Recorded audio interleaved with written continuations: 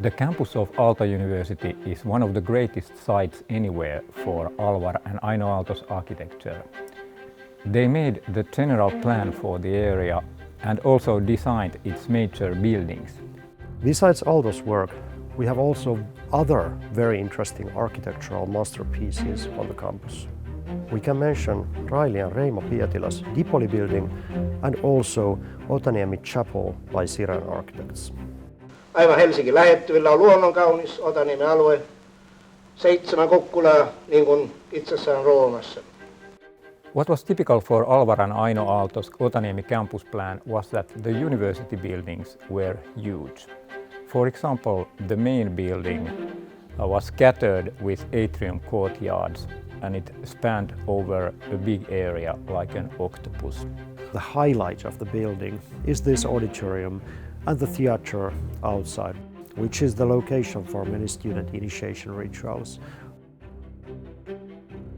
You walk through horizontal views, quite low lobby, and then you enter this surprisingly vast auditorium, which is much bigger than what you expected because it's partly hidden underground. The indoors of the auditorium have big skylights, which was rare at that time of black box auditoriums.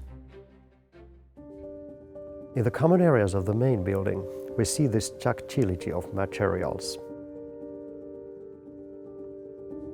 Aalto has been using quite a lot of ceramics in the columns, for example. And of course, a very important feature of the common area is the furniture by Aalto. And you can see the humanism and the human scale in that instead of designing huge staircases, they are always divided into smaller ones. And also these door handles are usually in pairs so that both children and basketball players have their own door handles. And this is also where Alvar Aalto differs from many other modernist architects from the same era, like Walter Gropius or Mies van der Rohe, that he had this kind of a sense of humanism, organic forms and nature. Aalto's favorite materials in his campus projects were brick, wood and copper. You can see how they age. It's nice to touch them and they have more this kind of human feeling in them. The Department of Architecture, which was Aalto's alma mater, and then the library, they are the only buildings in the whole campus area to have marble. So he emphasized the importance of these two institutions in his design. Alvar Aalto did not like direct light. And this library is the densest collection of different solutions for this. There's really skillful curved skylights on the roof and a lot of new lamp models created for the space. When the library building was renovated in 2016, it was expanded downwards and the former basement was transformed into working spaces for students. This building is very difficult to categorize in any architectural style. It has some elements of expressionism. It might have been interpreted as some kind of primitivism, even postmodernism before postmodernism, so it's very unique, as all the buildings by Raili and Reimo Pietilä. Reimo and Raili wanted to connect Dipoli building to the geological and geographical history of this place. The crystalline and organic shapes of Dipoli stem from the geology and bedrock under the building. When they built Dipoli, they collected big chunks of stones and used them in the ground floor, both indoors and outdoors.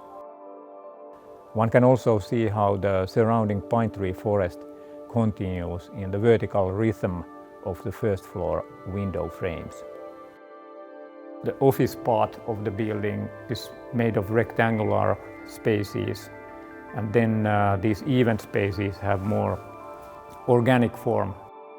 And flexibility was built inside this project so that it would be possible to organize dining for 1,000 people so that they could sit in the same space. So this is perhaps the most complex building in the Finnish history of architecture. It is actually quite amazing when you look at these joints of different surfaces and the geometrical complexity, that how could have been it designed before 3D modeling. In Kaija and Heikki Sirén's Otaniemi Chapel, nature is the altar. And there are amazing roof structures made of wood and wooden grills when you enter the building. Otaniemi is the largest campus in Finland where many students actually live. Student housing buildings are organically placed in the forests following the contour lines of the landscape.